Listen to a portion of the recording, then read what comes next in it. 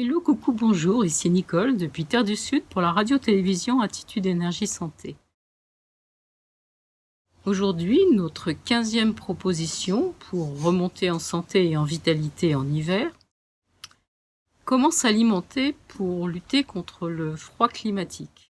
Nous avons vu hier que l'hiver était caractérisé par 3 énergies climatiques, le froid et l'humidité qui sont ralentissantes et refroidissantes, et le vent qui, lui, propage les 2 autres énergies, et donc leur permet de rentrer un peu plus en profondeur.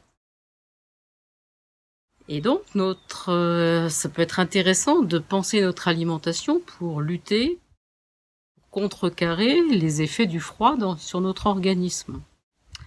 Mais, avant d'entrer dans le détail, je voudrais vous rappeler une loi fondamentale, puisque on profite toujours de ces propositions pour revenir à des grandes lois de fonctionnement du vivant.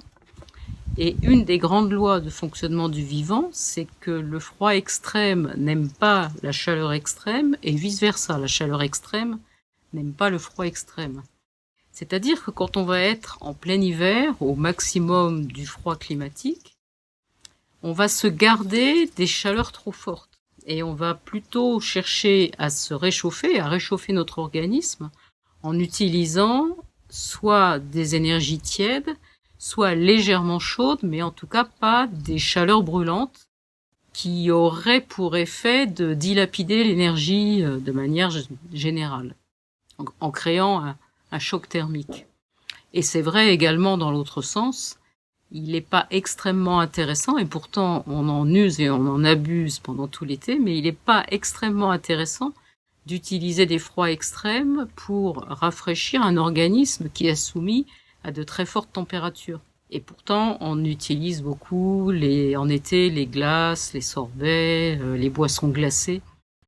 Mais si on observe par exemple le fonctionnement des hommes du désert, ce sont des thés chauds des tisanes chaudes qu'ils vont vous proposer, et pas du tout des boissons glacées quand il fait très chaud dans la journée.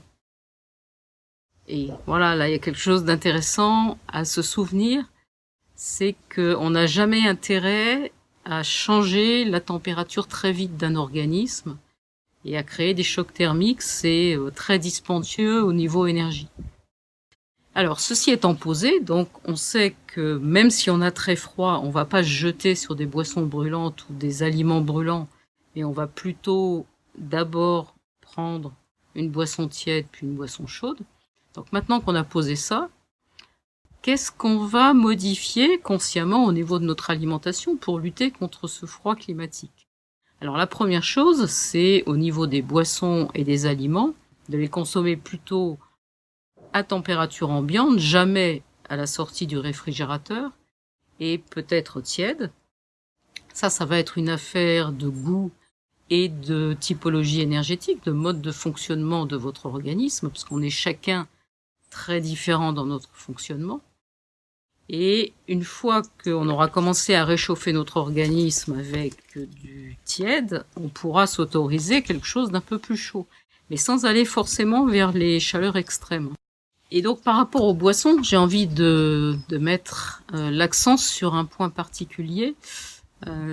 En hiver, il faut porter un peu attention à notre soif. Souvent, on a du mal à distinguer la soif de la faim. Et parfois, on va manger alors qu'on a tout simplement soif.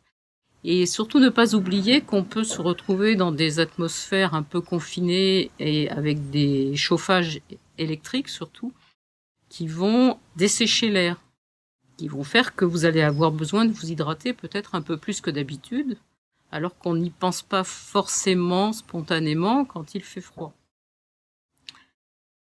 Donc ça, c'est la première chose. Et la deuxième chose, on a vu hier un petit peu dans le détail que plus on était un peu fatigué, un peu frileux, on avait intérêt à consommer des aliments pas trop aqueux. Et surtout, si on doit sortir et exposer notre organisme au froid dans les heures qui suivent,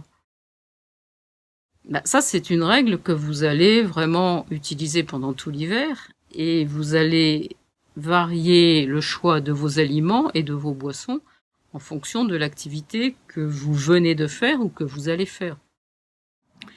Et par exemple, pour définir comme ça un petit peu comment on pourrait, en étant attentif au froid climatique, donc au froid extérieur, comment on pourrait gérer l'hydratation de son corps sur la journée.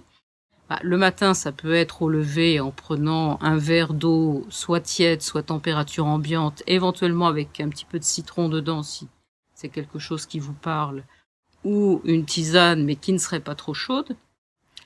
Et ensuite, juste avant de sortir, vous allez peut-être proposer à votre organisme des choses différentes en fonction de votre activité. Si vous devez sortir et travailler par exemple au potager dans le froid, eh bien là, vous allez très peu boire et plutôt prendre un tout petit peu d'aliments très très denses. Alors que si vous allez travailler à l'intérieur dans une atmosphère chaude, vous pourrez vous autoriser à prendre, comme vous avez envie, soit un thé de Noël, un thé aux épices, avec de la cannelle, du gingembre. Ça peut être certaines tisanes qui sont un peu réchauffantes, comme le romarin, le thym, ou plein d'autres d'ailleurs, en fonction de vos goûts. Et éventuellement, ça peut être l'occasion en hiver de prendre un bouillon tonique, ou éventuellement une soupe miso, qui peut être un très bon premier aliment de la journée, parce qu'il est extrêmement riche en minéraux. Quand vous rentrez de l'extérieur, donc vous n'oubliez surtout pas que si vous rentrez d'un extérieur où votre organisme s'était habitué à être dans le grand froid, vous n'allez pas vous précipiter sur une boisson très très chaude, vous allez commencer par prendre un verre d'eau tiède, et éventuellement une tisane mais qui aurait été gardée dans un thermos et qui serait légèrement refroidie. Et puis c'est seulement dans un deuxième temps, environ 10-15 minutes après être rentré, que si vous en sentez le besoin, vous vous autoriserez une boisson chaude. De la même façon que si vous avez froid aux doigts, vous ne mettez pas vos mains sur le radiateur. Vous attendez, vous les massez, vous les frottez, et vous attendez qu'elles se réchauffent naturellement. Alors au niveau de l'alimentation, là on va se tourner sur des plats qui sont des plats nourrissants, réchauffants, circulants, qui vont donc favoriser toutes les circulations d'énergie. Et c'est pas à confondre avec un plat lourd, genre un gros morceau de viande avec des frites, ou un plat en sauce très gras. C'est pas de ça dont il est question. C'est d'apporter à votre organisme des aliments dont la nature va être plutôt tiède ou légèrement chaude, et qui va être consommé chaud, mais pas trop chaud, et qui est pratiquement prédigéré. C'est-à-dire que c'est vraiment la saison pour manger des ragoûts, des plats qui sont des plats traditionnels. Hein. Dans toutes les grandes cultures, on retrouve ces plats où on a un mélange de légumes, de légumineuses, de céréales, qui sont des plats complets, et qui sont des plats qui ont mijoté pendant très très longtemps, qui ont été cuits à basse température, mais très longtemps, et qui sont prédigérés. Et en fait, ce sont des plats qui sont extrêmement intéressants parce qu'ils vont se digérer en épargne énergétique, en demandant très peu d'efforts à notre organisme pour être assimilés. Et comme ce sont des plats qui restent entièrement dans leur jus, dans le jus de cuisson, et où on ne le jette pas, il n'y a aucune déperdition de minéraux. Les minéraux sont présents dans la sauce. Et si ce plat a été cuit à relativement basse température, eh bien, les micronutriments, certes, sont moins présents que si l'aliment était cru, mais il en reste une bonne part. Et en plus, ce sont des plats qui sont en général riches en épices et en herbes aromatiques, qui pour la plupart sont des épices qui sont choisies dans la catégorie des épices de nature chaude ou tiède, qui vont donc eux aussi favoriser les circulations d'énergie. Ça, c'est un petit truc à savoir. Chaque fois que vous êtes, par exemple, vous êtes invité, vous vous sentez pas très bien, vous avez déjà un peu froid et vous vous retrouvez à devoir manger une salade de concombre, qui est juste dans un jus de citron et d'huile d'olive, eh bien, si vous vous sentez pas très à l'aise avec l'idée de manger cet aliment qui est très aqueux, donc qui va pas du tout vous aider à supporter le froid extérieur, une des solutions, c'est de demander soit du poivre, soit un peu de piment, soit de la ciboulette, soit un peu d'échalote, et de le mettre dans cette salade de concombre en assaisonnement. Et à ce moment-là, ça va réchauffer votre plat. Et vous allez pouvoir un petit peu équilibrer le côté frais et aqueux apporté par les concombres.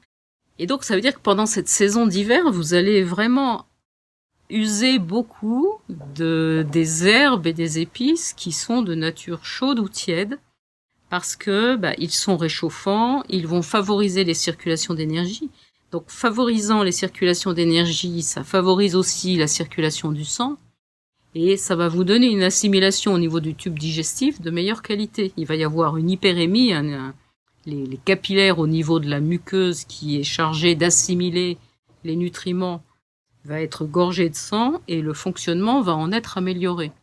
Donc c'est un bon moyen pour rendre la digestion plus aisée. Et en plus, ces épices ou ces herbes vont favoriser la présence et le fonctionnement des enzymes. Et par exemple, si vous mettez du thym dans vos plats que vous allez faire mijoter, et ce thym, selon l'endroit où vous l'aurez cueilli, va être riche en linalol ou en thymol, et les deux substances sont à la fois antiseptiques et sont des fortifiants de l'organisme. Donc vous voyez qu'en fait, pour lutter contre le froid climatique, il y a quand même pas mal de choses que vous pouvez faire dans le choix de vos boissons, de vos aliments, la température à laquelle vous allez les consommer et comment vous allez les préparer. Je vous souhaite une très très belle journée et je vous dis à demain pour une nouvelle vidéo.